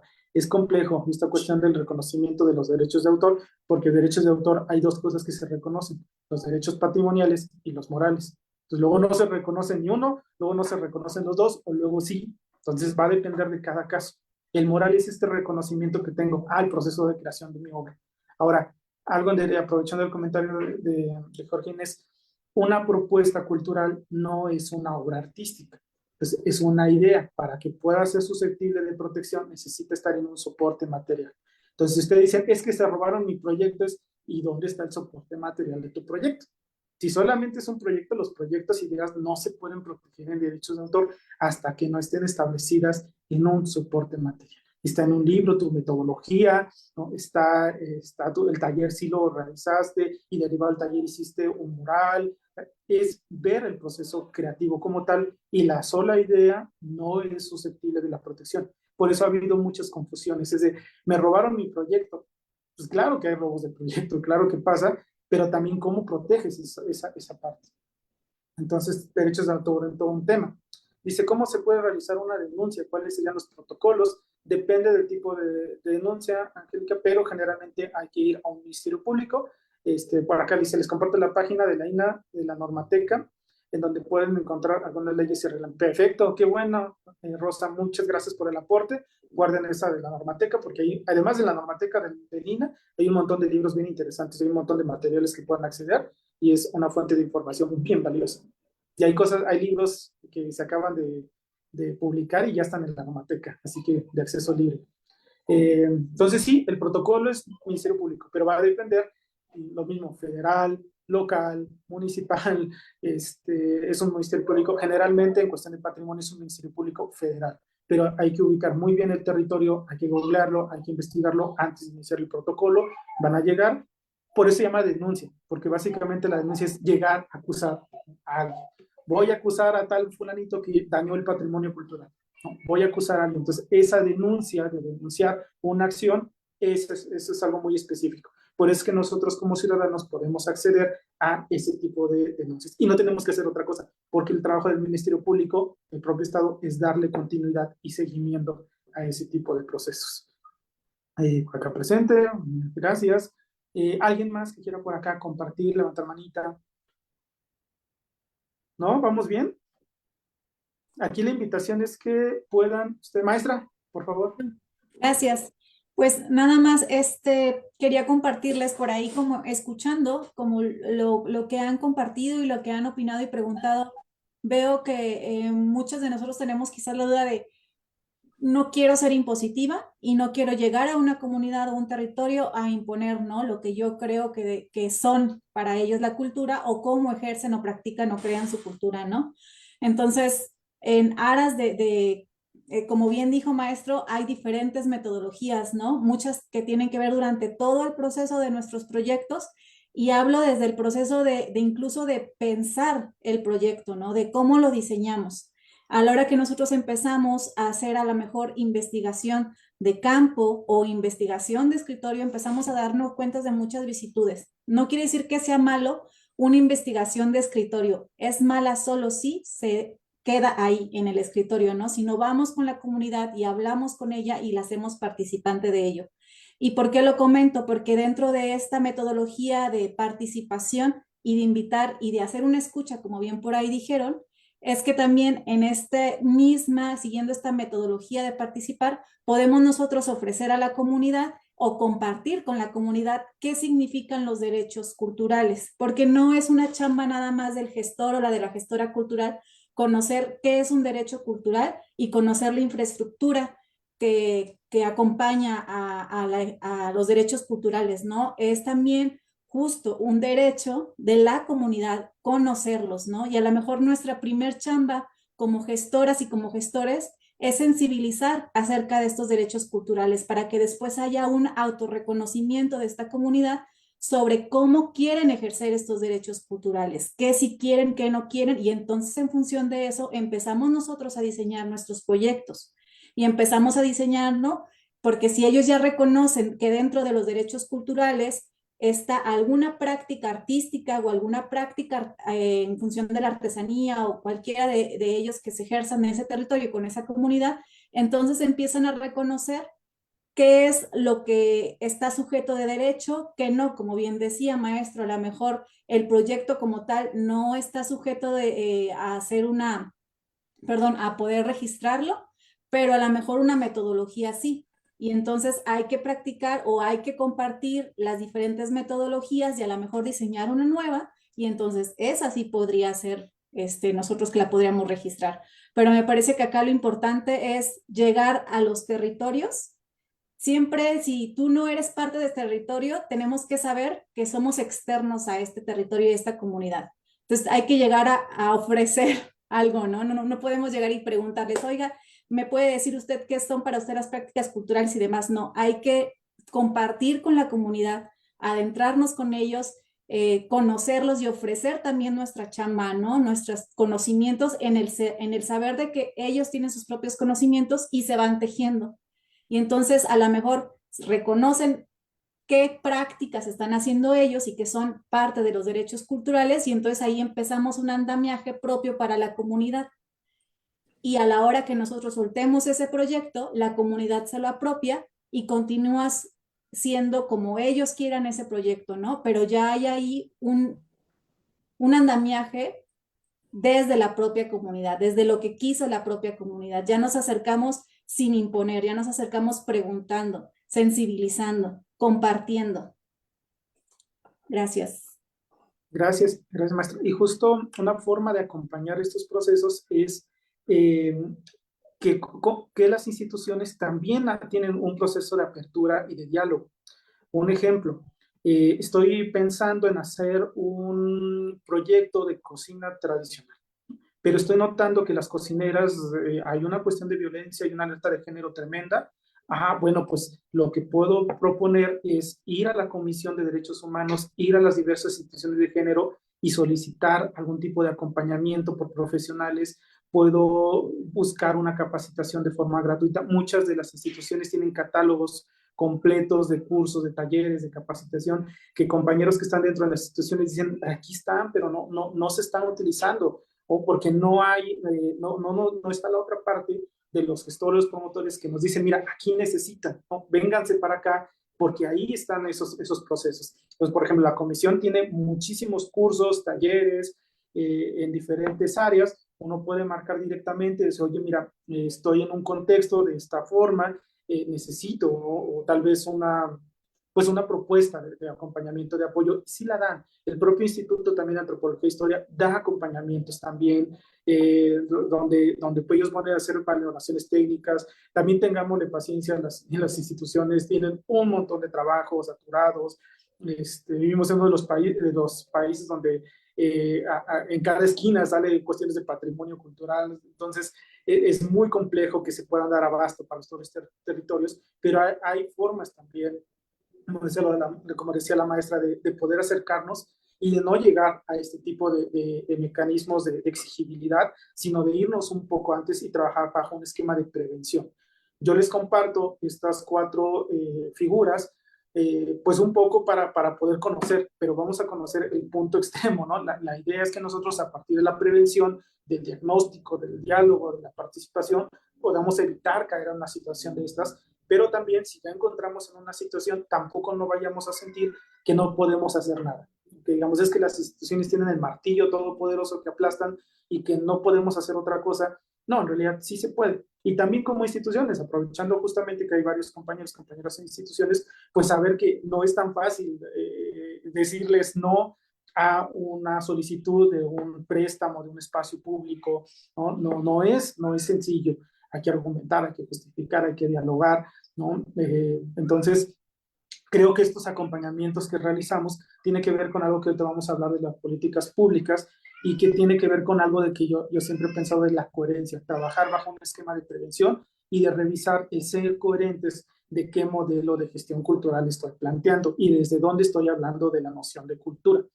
Y si ya entendimos que los derechos culturales son un eje transversal, y luego vamos que hay una serie de campos normativos que nos dicen, nos orientan qué se puede y qué no se puede hacer dentro de los esquemas de ley, pues eso también me va a brindar un panorama para entender qué pasa con la política cultural. Y ahí vamos a ver si es coherente. Yo les hago la pregunta. ¿Es coherente la idea de la política, la noción de política cultural con la que está trabajando su institución, su colectivo, su colectiva, su proyecto? Porque también la parte autogestiva, la parte independiente, debemos de tener una línea de trabajo. Si no, pues estamos haciendo proyectos, ¿no? Hoy hago uno para evitar la discriminación y mañana hago otra cosa totalmente distinta y bueno, ¿a dónde vamos con hacer proyectos? Tampoco se trata de hacer eventos, ¿no? Y caer en la eventitis de acciones culturales y no llegar a un proyecto con una continuidad, con una evaluación, con indicadores, un proyecto con un camino y un acompañamiento como debe ser. Entonces ahí lo que tiene que ver es que ustedes a esa propuesta que ustedes hicieron de tarea, pues ahora agréguenle cómo poder ser coherentes con primero identificar el modelo de política pública, o puede ser que ustedes estén creando un modelo diferente de política pública o que creen algo mixto, no es cerrado, y a su vez cómo están orientados los proyectos. Entonces voy a compartirles unos 15 minutitos esta parte de la política pública y ya nos regresamos a seguir charlando aquí con ustedes. Vamos a compartir por acá, porque aquí es donde se nos va a poner interesante el debate. Bueno, ya lo estamos haciendo interesante, pero listo. Sí me escuchan, ¿verdad? ¿Me escuchan y me ven? Sí, bueno. Sí, todo bien. Sí, sí. Gracias. Listo. Entonces, políticas culturales. Vamos a entenderlas como un conjunto de acciones encaminadas a la garantía de los derechos culturales. Y si las entendemos de ahí, retomándolo algunos autores, como el maestro José Antonio Gregor, el maestro José Luis Mariscal, de otros diferentes autores, pues nos hablan que logramos identificar 4 puntos específicos, que son estas acciones encaminadas a una garantía de derechos culturales. Bueno, es que una tiene una característica que son orientaciones. ¿Para dónde vamos con el proyecto? ¿No? ¿Qué queremos al final? Bueno, es un proyecto que busca, vamos a decirlo, es un proyecto para la promoción de la lectura, pero ¿qué busco con promoción de la lectura? Estoy pensando en que la gente lea más libros, en que se vendan más libros, en que mejorar los hábitos de lectura. ¿Para dónde voy? Voy a hacer un proyecto con comunidades de pueblos originarios. ¿Para qué? ¿No? ¿Para qué quiero hacer eso? Y esas son las orientaciones que debe de uno de tener mucha claridad. Otra característica son las intervenciones, que es intervención, implica intervenciones de varios sectores. Entonces, si hablamos ya de una cuestión de política cultural, no es una cuestión donde nada más soy mi institución o mi colectivo, mi colectiva o mi organización, pues contra todo el mundo, ¿no? Y caminando solo con esa parte. En mis acciones culturales están otros organismos públicos, privados, organizaciones no gubernamentales, comunitarios, sociales, religiosos, políticos, ¿no? Hay que verlo de una forma macro y sabemos que en cada acción cultural que van a estar encaminadas para esa garantía de los derechos culturales, pues hay muchísimos sectores que están involucrados. Y luego que la participación del Estado debe de estar presente sí o sí. No podemos hablar de política cultural sin que esté el Estado como uno de los actores principales que va a dirigir un poco el camino de estas políticas culturales, pensando en el Estado, en la gobernanza, no en otro proceso, sino en quién está teniendo el poder y la gobernanza en ese territorio. Entonces, la política pública está involucrada directamente con quien tiene el poder en el territorio, ya sea de manera federal, local o municipal. Y resolver una necesidad cultural. La política cultural va encaminada y orienta todos estos elementos en resolver alguna necesidad cultural. Falta de acceso, estamos teniendo problemas con el ejercicio de los derechos culturales, no hay un reconocimiento, falta infraestructura, ¿qué es lo que estamos generando? Entonces, estos 4 elementos, estas 4 características de las políticas culturales son necesarias para poder identificar cuando realmente existe una política cultural. Si una política cultural no tiene alguno de los elementos, pues estamos hablando de que también en la política cultural puede tener pues una deficiencia. Aquí aclaro, no hay una política cultural que sea buena o mala, no hay juicios de valor en este proceso, porque son políticas, son orientaciones políticas muy complejas que se pueden ver desde diferentes aristas y entender que lo político no necesariamente tiene que ver con lo partidario. ¿No? Todo el hacer gestión cultural, promoción cultural, ya estamos haciendo un acto político y hay una postura. Y ahí es donde yo quiero que nosotros pensemos en esa congruencia con la postura, con los valores, con los significados que quiero estar trabajando. Ahora, hablando de políticas culturales, eh, se habla de 3 modelos, no necesariamente limitativos, podemos hablar de más modelos, pero aquí colocamos 4 modelos de política cultural, también pues adecuados como modelos de gestión cultural en diferentes tiempos que ha tenido el país. Entonces el modelo de desarrollo local ha visto o ha tenido una noción de cultura muy antropológica. Es una visión muy tradicional, pero que fue de las primeras nociones de desarrollo local. ¿Por qué desarrollo local, entre comillas? Porque no es pensar en desarrollo local como lo entenderíamos ahora. El desarrollo local que inicia en estas políticas culturales de los primeros, del tiempo de antes de Vasconcelos, era orientar hacia una consolidación de un nacionalismo mexicano y del desarrollo de los diferentes, de los lugares que no estaban precisamente pues en las capitales y en los centros urbanos. Y que dentro de este desarrollo local pues están prácticas como la alfabetización, como prácticas de homogenización a fin de tener esta visión de qué es cultura desde una visión antropológica. En este marco surgen también pues, los institutos, el INA, el INVAL, las ONGs, ¿no? Que son muy, muy enfocadas al trabajo en un territorio. Y luego viene otro modelo, que es el modelo de difusión de las artes, y que este modelo tiene que ver con una cultura idealista, el poder llegar a tener, alcanzar un estado óptimo de cultura a través de las bellas artes, y que fue un modelo de cultura que pues tuvo su auge a partir de una visión de Vasconcelos. Por eso tenemos todavía esta cultura de las escuelas, bueno, no lo sé, no tiene mucho tiempo que no me acerco a una primaria, pero estos talleres donde todos tenían que bailar, hacer danza folclórica, ballet folclórico, pero muy descontextualizado algunas veces, ¿no? Bailábamos alguna pieza, pero no sabíamos ni de por qué, ni los contextos, ni nada, porque lo que se priorizaba era pues esta cuestión del espectáculo, era la danza como una expresión de las bellas artes y no tanto el contenido propio, simbólico que podía haber. Obviamente estamos hablando de que son modelos que han ido evolucionando con el tiempo y que han ido ajustándose a las necesidades, pero que no necesariamente han desaparecido. Eso es lo que quiero que ahorita platiquemos. Después viene un modelo de empresas, viene esto de las industrias naranjas, viene un modelo empresarial y la cultura la empezamos a ver como bienes y servicios mercantiles. Aquí entra mucho lo de derechos de autor, aquí entra la cuestión de las tecnologías, las TIC. Entonces, todo este proceso que toma un auge con el Internet y los modelos capitalistas y de la globalización, donde la cultura se vuelve un bien y un servicio mercantil. Y que tampoco no estamos peleados con un modelo de empresas culturales. Hay muchas empresas culturales que son exitosas, modelos de empresas culturales que apoyan a los marcos de exigibilidad de los derechos culturales, pero a partir de esta visión de la cultura como bienes y servicios mercantiles. Y un modelo cultural que tenemos ahora de política cultural es el modelo de cultura comunitaria, en donde la cultura ya se ve como un proceso. Ya no es el objeto, que es lo diferente con la visión antropológica, ya no es el objeto en sí, sino el proceso lo que le da sentido a la cultura o lo que está en el centro de la visión de la cultura. Entonces, estos 4 modelos los hacemos enunciativos y retomado a partir de lo que propone José Luis Mariscal, actualizándolo un poquito.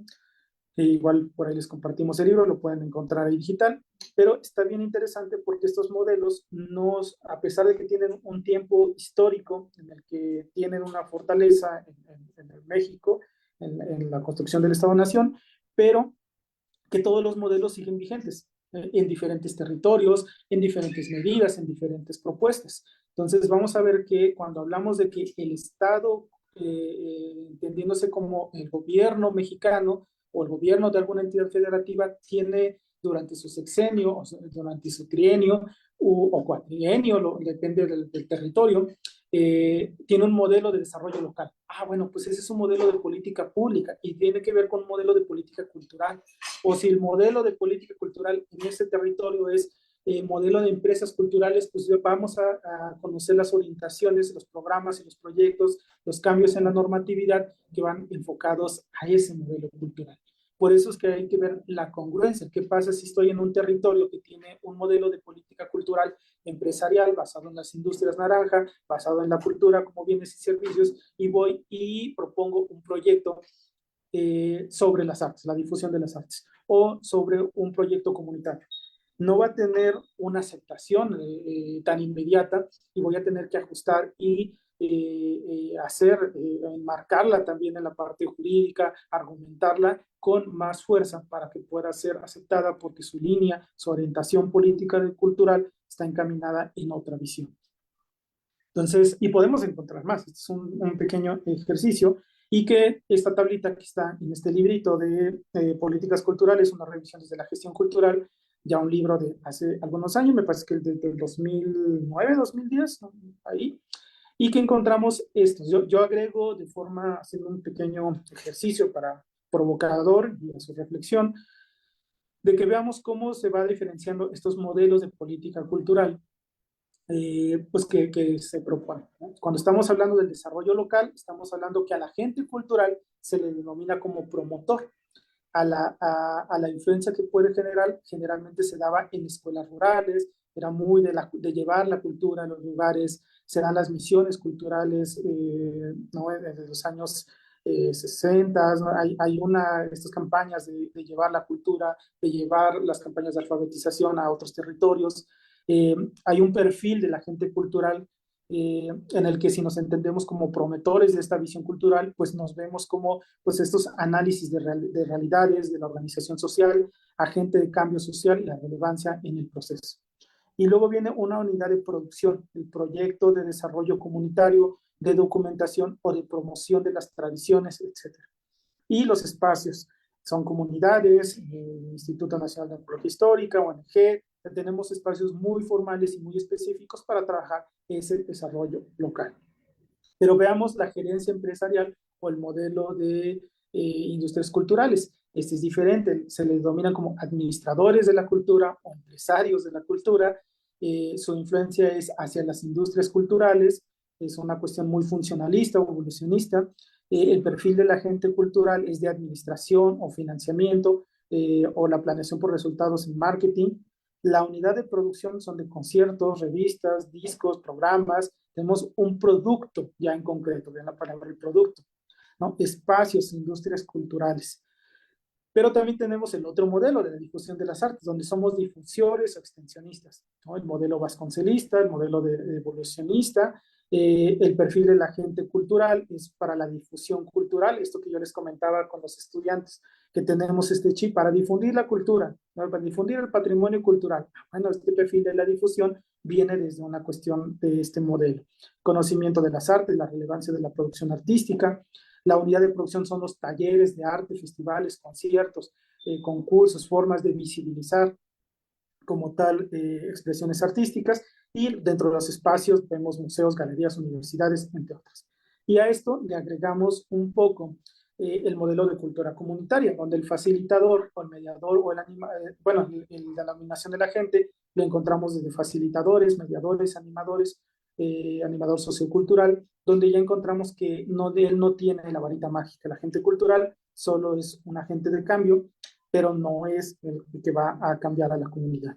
La influencia es el desarrollo comunitario, el perfil de la gente es una vinculación con el contexto de la comunidad, con conocimiento de cultura para la paz y orientado a la transformación social. Y la unidad de producción son proyectos culturales de base comunitaria, mecanismos de participación ciudadana, y los espacios son la garantía de los derechos culturales, comunidades o los espacios sociales. Un ejemplo, un mercado. Un mercado no es un espacio social, pero puede ser un espacio para el modelo de cultura comunitaria, que si viéramos en otro de los modelos, a lo mejor no se pensaría como un modelo. Esta tablita, yo les pido que hagan pensándola en su propio proyecto, proceso, institución y pensar si es que está enmarcada su política cultural en alguno de estos ámbitos o de plano está en otra cosa. O si hay una incoherencia que de repente soy medio desarrollo local, medio gerencia empresarial, medio difusión de las artes o medio comunitario. Y si revisamos lo comunitario, la cultura comunitaria con el desarrollo local, son muy parecidos, pero hay una pequeña línea, ¿no? Que me gustaría que más bien ustedes la reflexionen de por qué estamos o se propone ahora un modelo que pareciera que fue uno de los primeros modelos de gestión cultural, parece que se retoma, pero se hacen algunos cambios en estos procesos. Aquí lo que quiero aclarar es que ninguno de ellos ni es ni bueno ni malo, ni el modelo empresarial es invasivo, no, son modelos, al final son orientaciones, son propuestas que se realizan para poder cumplir con alguna necesidad cultural que a lo mejor estaba enmarcada en un contexto histórico, social, antropológico, de un tiempo y espacio determinado. Entonces, ninguno de los cuatro modelos ni es el mejor ni es el peor. Pero sí hay que ver, y ahí yo lo que quiero ver es que ustedes puedan tener una línea clara, que no brinquemos, y eso es lo que les decía con la coherencia. ¿Cuál es el modelo de gestión cultural, el modelo de política cultural que tal vez yo estoy llevando en mi contexto, en mi institución, en mi colectivo, o cuál es mi modelo de política cultural que estoy llevando a nivel municipal, a nivel local, a nivel regional, a nivel estatal, a nivel federal? Tenemos ahorita un modelo de gestión, un modelo de política cultural. Eso es algo que tenemos que ir reflexionando, y si ese modelo propuesto realmente está siendo coherente con su propia propuesta o hay un brinco y un salto entre ellos. Voy a dejar de compartir, bueno, para cerrar aquí, ya me voy con ustedes.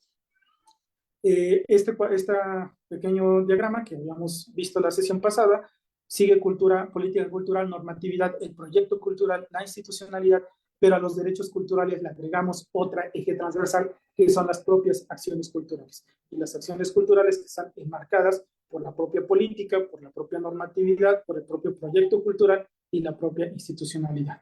Entonces, entendiendo este proceso, vamos a platicar sobre este cuadrito. Yo me voy a salir para poder verles y platicar con ustedes. Rápido leemos por acá el comentario. Dice, quedan 20 minutos para que termine la sesión. Soltamos para ingresar en la próxima. Bueno, por acá, maestro, ¿podría repetir los autores que manejan las políticas culturales?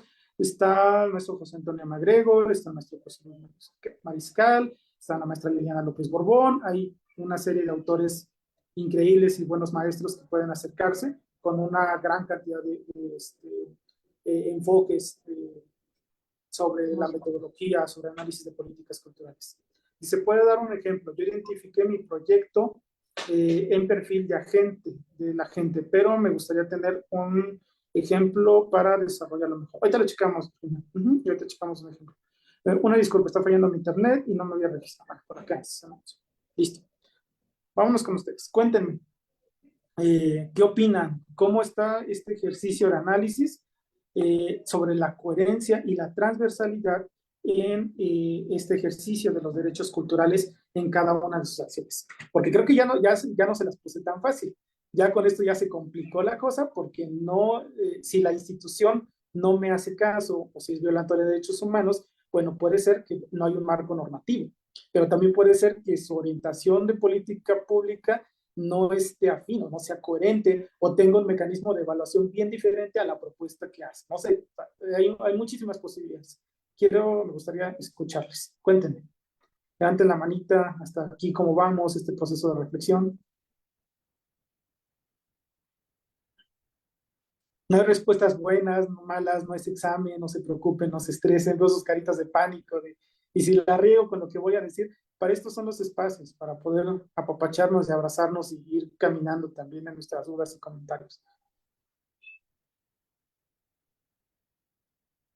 ¿No? ¿Está rudo? Eso. Yo quería participar, no sé si me escuchan.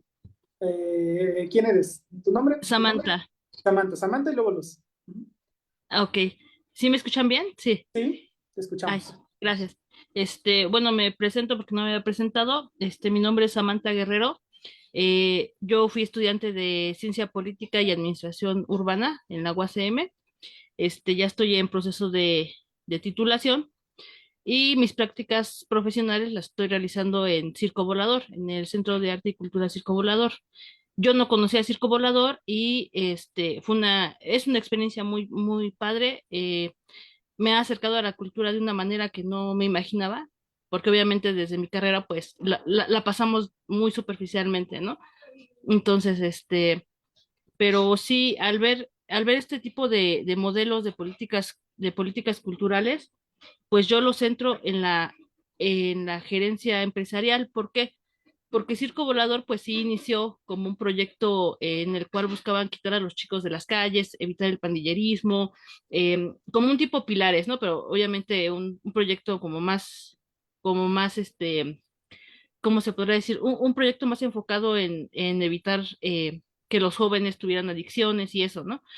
Eso fue a principios de su proyecto, que fueron los ochentas, pero ahora ha cambiado bastante. ¿Por qué?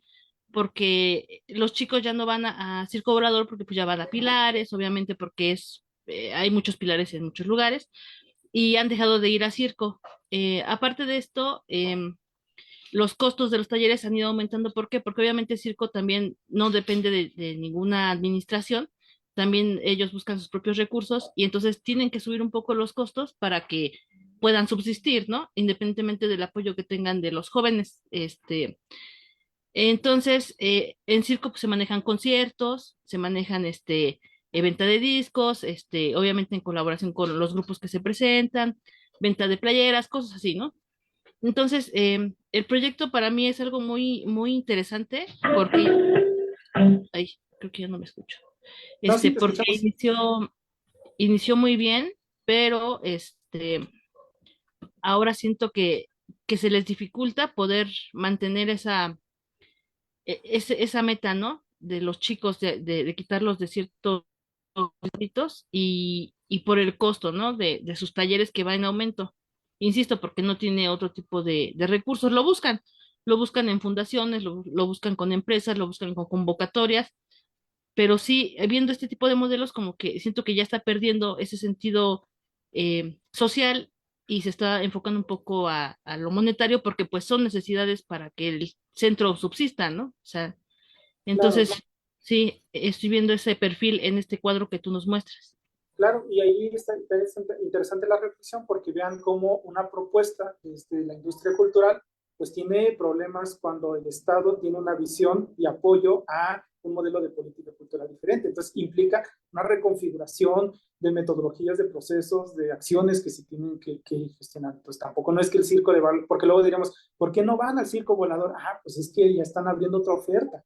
Entonces es mucho más complejo el análisis en territorio de lo que uno tiene que hacer. Muchas gracias, Luz, te escuchamos. Sí, pues mi reflexión en torno a esto que nos contó ahorita de las políticas culturales, yo lo sentí como muy, o sea, como que me aclaró muchas cosas, porque siento que muchos de los planes de estudios se quedaron en este modelo de política cultural, como usted nos comparte, que es cultura idealista de las bellas artes. Y siento que como artista, como, bueno, como música en mi profesión, hacia eso como que nos, por decirlo así, nos orientaron hacia esa idea, como de cuando salgas vas a ir a dar conciertos y como que vas a llevar la música y las artes y etcétera, pero siempre hacia una visión pues más eurocentrista y también como que esta división también, ¿no? De la alta cultura, la baja cultura.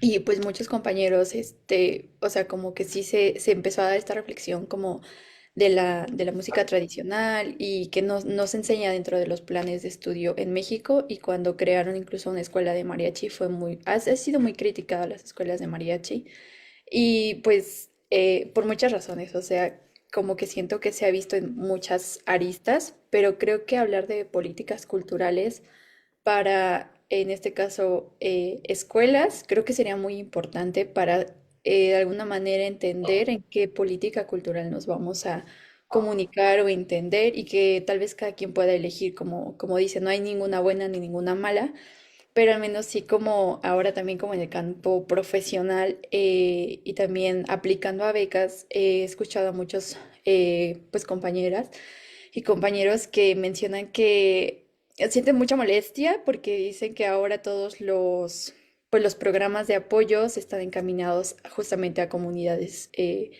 como esto de la última parte que nos comparte de modelo de cultura comunitaria. Y entonces es como, en la escuela jamás me enseñaron cómo trabajar con una comunidad, sino en esta cultura idealista de yo voy a tocar esto, o yo voy a hacer esto, o yo voy a llevar este proyecto, pero no en el sentido de tejer eso que no sé qué tanto esté conectado, pero yo lo conecto mucho también con la pedagogía de Pablo Freire, como que lo veo muy, muy conectado en el pensamiento. Y siento que está como que entonces desarticulado y que ahorita también, bueno, eso es lo que he podido observar, como que entre la disyuntura entre lo que aprendí en la escuela, lo que veo en la práctica cotidiana, lo que yo misma quiero hacer, porque como que por curiosidad he tomado muchos cursos de, o sea, como de diferentes vertientes y ahora que lo menciona, pues sí, algunos están orientados hacia la cultura idealista, algunos hacia la cultura como de empresa, de las industrias creativas y otros hacia la cultura como proceso. Entonces, creo que es importante también que en las prácticas educativas, artísticas, en este caso que enseñen también en las universidades, podamos ver esto, como más, así como hoy lo hemos visto. Y pues Claro, eso. y muchas gracias, Luz. Voy a responder la pregunta por acá de Leticia. No, es cierto, es de Nancy. ¿Cómo podría conocer las políticas culturales de una comunidad? Eso es un gran tema. ¿Por qué? Porque la comunidad por sí sola tiene una orientación, pero habrá que ver si el Estado realmente está interviniendo en esa parte. Porque si el Estado no interviene, no podríamos hablar de política cultural formalmente, pero sí de una orientación, por eso de la comunidad por sí sola tiene una línea de trabajo, pero una política cultural tiene que tener la connotación del Estado. Y entonces, si tú quieres revisar la política pública del municipio de Chimalhuacán en el Estado de México, pues hay que entrarle a ver qué dice el área de cultura del municipio para ver cuál es su modelo de política cultural. Y van a encontrar, si hacen ese ejercicio, que muchos no tienen, no dicen porque no tienen una orientación. Y entonces el área de cultura no tiene una línea de política cultural para trabajar y pues trabaja como puede y como le va a entender al que está encargado. Entonces es complejo esa parte. Nos quedan pocos minutitos. Ever, si nos compartes muy rapidito porque ya nos están cerrando. Y pues nada más retomar lo que decía Luz, ¿no? Hay escuelas, por ejemplo, la Escuela Nacional de Antropología e Historia, y también incluso en la UAM, ¿no? Hasta este momento, hasta hace poco es que realmente empezaron a verse, por lo menos no en la carrera de Historia, pero sí en otros espacios, ¿no? Ver las cuestiones de gestión cultural y cómo ver estas otras opciones de generar ciertas posibilidades de empleo, ¿no? En cuestiones de difusión de la historia, del patrimonio, etcétera, ¿no? Pero realmente antes, ¿no? O por lo menos en ciertas universidades, no encuentras o no te proporcionan como las herramientas para poder generar estos espacios de comunicación para gestionar proyectos que estén ad hoc muchas veces con la política cultural que es en turno, ¿no? Por ejemplo, en este sexenio, pues evidentemente, y en todos en los sexenios anteriores, hay una agenda pública que se sigue, ¿no? Como en este caso sería, por una parte, el Plan Nacional de Desarrollo, del cual se desprende, ¿no? El programa sectorial de cultura y donde ahí se observan cada uno de los elementos importantes o las líneas a seguir que plantea el gobierno, ¿no? Este gobierno todavía no lo plantea, es aún muy temprano, no creo que no se han visto todavía ese programa, Plan Nacional de Desarrollo y el programa sectorial de cultura, pero estamos viendo que hay muchos proyectos de continuidad del sexenio anterior que tienen que ver con esa misma línea de trabajo, ¿no? Y que va a seguir, que parece ser que en este sexenio seguirá con esa línea y que muchas convocatorias estarán enfocadas en eso. Entonces, muchas veces los proyectos que desarrollemos tenemos que irlos enfocando bajo esas nociones, bajo esos conceptos, porque seguramente serán los que podrían verse beneficiados con algún apoyo gubernamental y pues no solamente se trata del apoyo, sino que pudieran tener incidencia y también continuidad, ¿no? Eso por una parte. Por otra, ya para finalizar, En cuestión del Instituto Nacional de Antropología e Historia, es bien importante también ver, tú hablabas de todo este marco legal que hay que revisar, y digamos, esas son como las leyes fundamentales, ¿no? Leyes federales o leyes generales que están en el nivel más alto del gobierno, ¿no? Pero en cuestiones ya también de leyes institucionales es importante revisar, ¿no? A qué institución nos vamos a acercar para poder desarrollar los proyectos. En el caso del Instituto de Antropología, como en el INBA también, cada uno tiene sus propias leyes orgánicas, y en el caso del Instituto de Antropología, apenas después de 76 años se publicó su reglamento a la ley orgánica, ¿no? Pero es importante conocerlo para ver efectivamente que es mucho más amplio que la misma ley orgánica del instituto, y que tiene muchos otros elementos de los cuales se pueden tomar para ver en qué cosas sí se ha transformado el instituto de esta visión estatista, que aún la mantiene, eso es un hecho, ¿no? Aún se mantiene, pero también se han transformado en términos de poder trabajar con distintas comunidades. Falta mucho por avanzar, eso es un hecho, es completamente un hecho que todavía le hace falta sensibilizarse al mismo instituto en torno a la cuestión de los derechos, de la garantía de los derechos culturales, ¿no? Pero bueno, se está trabajando en ello, aunque de hecho hay un seminario en la Coordinación de Desarrollo Institucional que plantea la posibilidad de estarse informando sobre los derechos culturales y practicándolos dentro de la misma institución. Sin embargo, es limitado, ¿no? Pero bueno, creo que también conocer a las instituciones nos puede dar una arista en la cual podamos trabajar, en la cual nuestros proyectos puedan desarrollarse y tener mayor efecto, por lo menos para adquirir los recursos que los puedan, que los puedan llevar a la práctica, ¿no? Muy bien, muchas gracias. Pues tenemos que cerrar por cuestiones de tiempo.